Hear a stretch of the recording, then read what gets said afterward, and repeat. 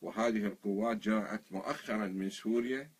إلى العراق عبر طريق البعاج والقيروان، وكانوا يعتقدون ظنا منهم أنهم يستطيعون اليوم بفتح الطريق،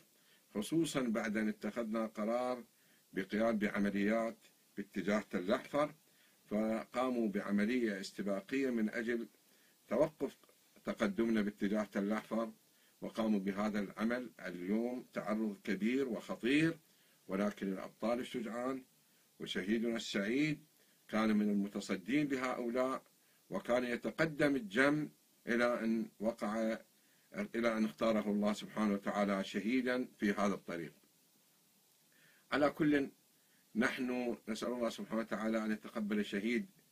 بأحسن القوة، أن يحشره مع الحسين وأصحاب الحسين، ونحشره مع الصديقين والشهداء، ونعاهد شهيدنا الغالي وكل الشهداء الأبرار الذين سبقوه إننا على العهد ماضون حتى يتحقق إحدى الحسنين، أما النصر وأما الشهادة في هذا الطريق، طريق الجهاد، طريق العزة، طريق الكرامة، طريق السعادة في الدنيا والآخرة. ونسأل الله أن يمن